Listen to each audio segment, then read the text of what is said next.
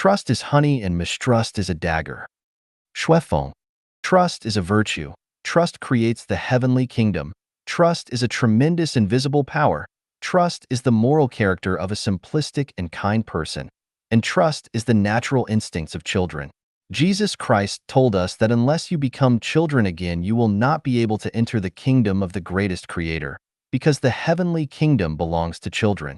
If we want to enter the back garden of the greatest creator, then we must first cultivate our moral character of trust. Let's have a look at the power of trust. There is a story in the Chinese textbook of primary school, The Father and Son in the Earthquake, which runs like this. In 1989, a great earthquake struck Los Angeles in the United States, which rendered harm and injury to 300,000 people within less than 4 minutes. Amidst the chaos and ruins, a young father rushed to the school where his 7-year-old son was studying after getting his injured wife settled down. In front of him, the classroom building, which had been full of laughter of children, was now reduced to ruins. He was dumbfounded and all was blank in his head. He shouted, "Amanda, my son." He knelt on the ground and burst out crying. Then he suddenly recalled the word he often told his son, "I will always be with you, no matter what happens." He got to his feet with great determination and headed directly to the ruins. He knew that his son's classroom was at the left back corner on the first floor. He ran to that place and began work. When he was cleaning up and dredging the area, a constant stream of parents of the children rushed to the site.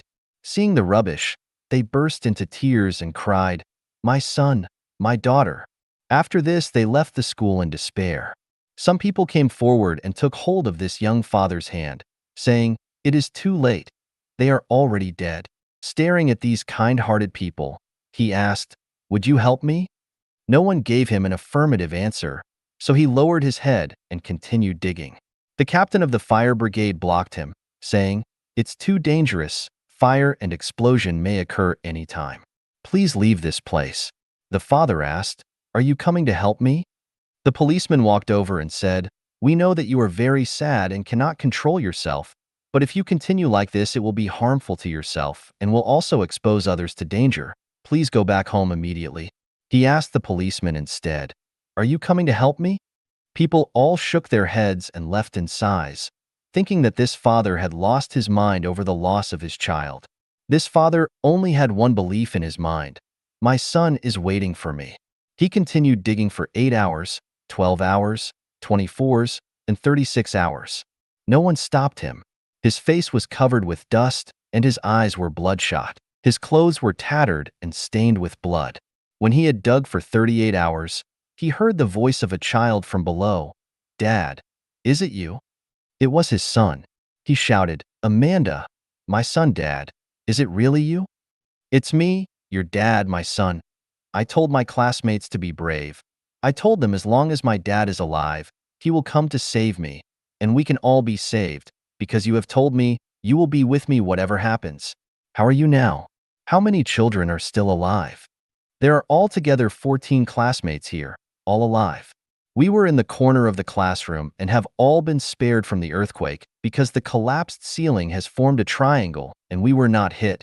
The father shouted, "There are 14 children here, all alive. Please come and help them." People passing by made haste to help the children.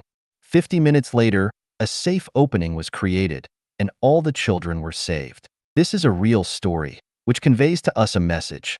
Faith and trust is a tremendous invisible power. With faith and trust in mind, we can survive disasters.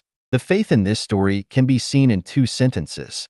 One is said by the father, "I will always be with you no matter what happens." The other is uttered by the child, "As long as my dad is still alive, he will come to save me." The mutual trust between father and son has made it possible for them both to survive the disaster and become reunited. Just imagine, if the father had no trust in the son, neither did the son in his father, then the hope for the survival of the 14 children would have been extremely slim. There was once a couple who loved each other deeply. One day when the wife discovered that her husband had stuffed some money into the hands of a pretty woman, she became suspicious of her husband, speculating that he had been unfaithful to her and the family. Ever since then, she had always been wary of him. Any of her husband's contact with women would arouse her suspicion, and she would throw a tantrum. And her husband came to be tired of all this and ended their marriage with divorce. Who was the woman into whose hand the husband had stuffed money? You may ask. She was the husband's sister. Because the wife stood very far from them and could not see clearly, all that she could make out was a woman standing with her husband. This is the tragedy caused by mistrust. The mistrust between men can do great damage to their affections and friendship for each other and hurt each other deeply. Mistrust will cause a rift in the perfect things and turn the paradise into a hell. During the spring and autumn and the Warring State period, there was a famous person called Wu Zishu, who was a person of no trust. On his exile from the persecution of the king of Wu State, he was helped by an old fisherman who assisted him in crossing the river. After crossing the river, he was afraid that the fisherman might give him away, so he told him, "If the pursuers came here, don't tell them about my whereabouts." Hearing this, the old fisherman uttered a sigh of grief. "I feel compassion for the wrong you have been subjected to and helped you to cross the river, and yet is suspected by you. Then let me die to dispel your suspicion." With that, he killed himself by jumping into the river. Think for yourself, he had managed to save you at the risk of his own life, and yet you didn't trust him. How great is the humiliation to his noble character! A word of mistrust has caused the miserable death of a person. The mistrust between men is nothing less than a dagger that kills people without spilling blood. Wu Zishu was skeptical by nature. He had caused the death of the old fisherman, and during his subsequent fugitive life, he met with a yarn-washing woman who had sympathy with him and offered him food. This time, he once again was overwhelmed with mistrust and told the woman at his departure, "Please don't tell others your encounter with me." After this, he left but looked back only to find that the woman had already killed herself by jumping into the river with a stone in her hands. During the middle of 1980s, I went to Xinhua bookstore in Lanzhou to buy some books. While I was at the door of the bookstore, a saleswoman barred my way, saying that she wanted to have a look at my bag. Instantly, I felt the indignation and humiliation of being wronged and ill-treated, and shed tears of misery. My goodness, she has taken me for a thief. Since childhood, my grandma and parents had told me, "You should never take other people's things without permission, no matter how poor or how miserable you are." Why should I be doubted by anyone without any reason at all? Ever since, I have never been to the Xinhua bookstore in Lanzhou. 3 years ago, when I was shopping at a supermarket of the MT Pleasant Business Center in Harare, I handed at the checkout counter a stack of money about over 100,000 yuan to a black cashier.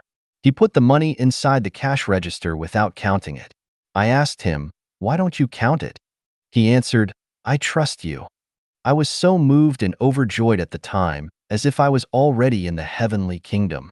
I would have hugged and kissed him.